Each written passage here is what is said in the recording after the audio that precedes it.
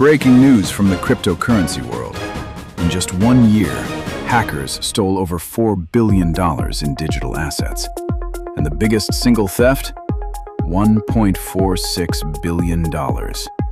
Gone in minutes. This isn't speculation. This happened on February 21st, 2025. And it's just the tip of the iceberg. Welcome back to Globe Update. If you're new here, we break down the biggest financial crimes, cyber heists, and fraud schemes that most people never hear about. If you find this kind of deep dive investigation interesting, please subscribe and hit the notification bell.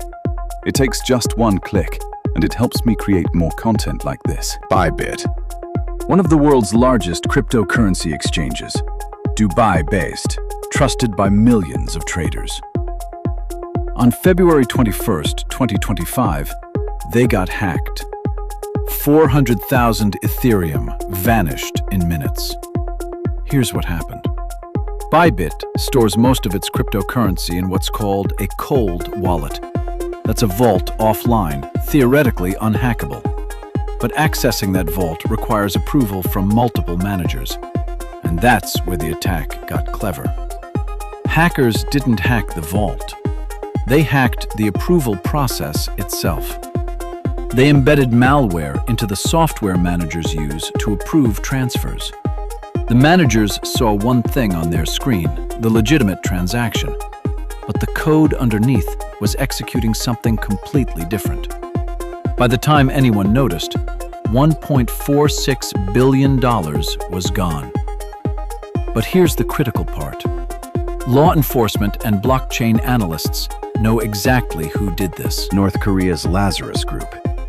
The same hackers behind the Sony Pictures hack. The same group the FBI has been tracking for years. And according to intelligence agencies, this stolen money doesn't go to bank accounts. It goes directly to North Korea's weapons program. The Bybit heist was big, but it's not even the biggest crime North Korea committed this year. In 2025, North Korean hackers stole $2 billion in cryptocurrency.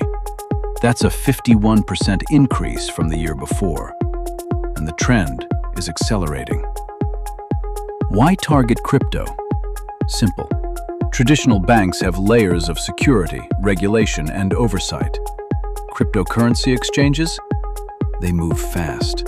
They innovate quickly, and security often takes a back seat. Intelligence agencies, including the FBI and U.S. Treasury Department, have confirmed that North Korea uses cryptocurrency theft to fund its weapons programs. Ballistic missiles, nuclear development, military infrastructure. In other words, when cryptocurrency gets stolen, money sometimes doesn't just disappear into criminal networks. It can end up funding hostile regimes. This is bigger than just losing money. This is a national security issue. But you don't have to be an exchange to become a victim. A single person learned this in August 2025. This investor had spent years accumulating Bitcoin. 783B, life-changing money, generational wealth, retirement secured, everything. And then, in a matter of minutes, it was all gone. Here's what happened. The attacker sent a message that looked legitimate. A fake warning from an exchange. A link that seemed official. The victim clicked. They entered information.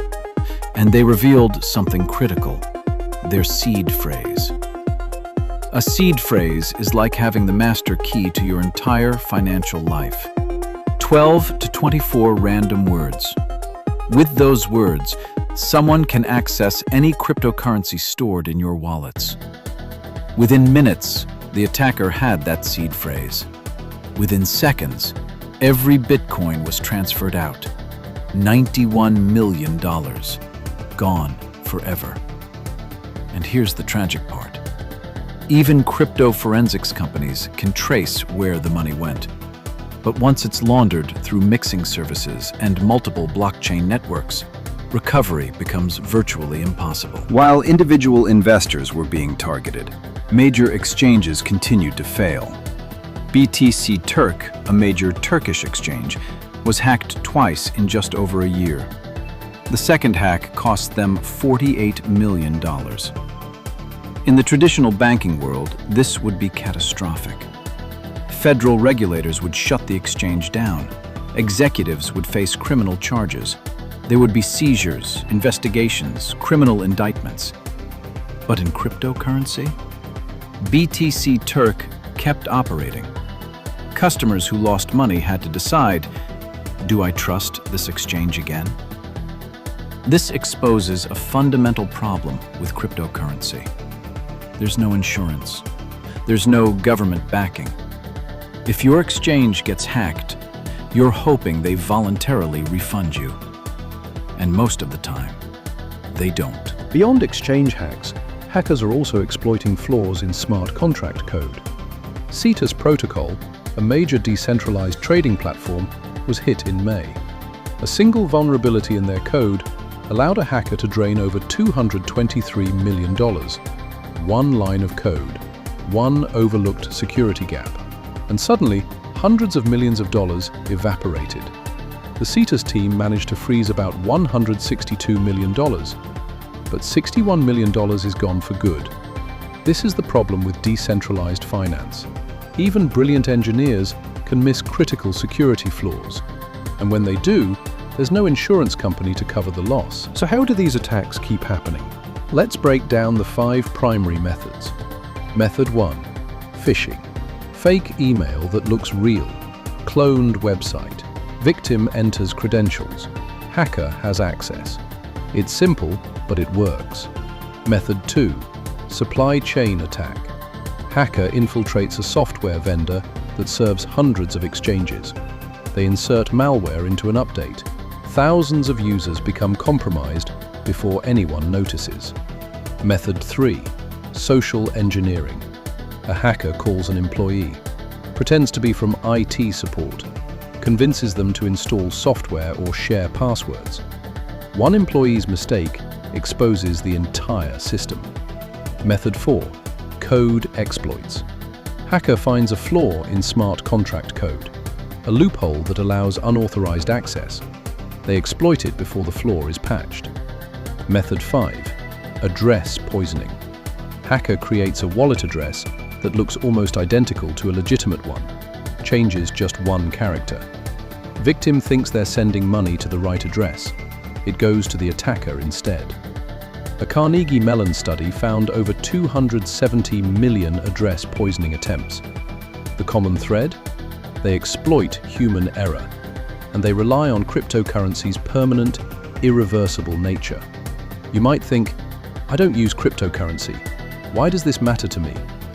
Because your bank is moving into crypto. Your financial advisor is recommending crypto allocations. Your retirement fund might have cryptocurrency exposure. When a $1.46 billion theft happens, it sends shockwaves through markets. Institutions question security. They reduce exposure. Prices collapse. And even if you don't own crypto, you lose money because the entire market contracts. This is systemic risk, and it's growing. If you're investing in cryptocurrency, or thinking about it, here are 6 non-negotiable security practices. Step 1. Use a hardware wallet. Hardware wallet is a physical device. Think of it as a safe for your digital money. Your private keys live on this device, not on the internet. Hackers can't steal what's not connected to the internet. Cost? $50 to $150. Non-negotiable investment. Step 2. Never share your seed phrase. Your seed phrase is the master key to your entire crypto life. No legitimate company will ask for it.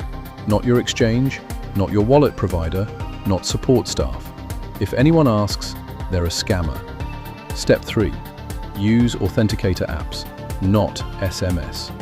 Two-factor authentication is essential, but not SMS-based 2FA.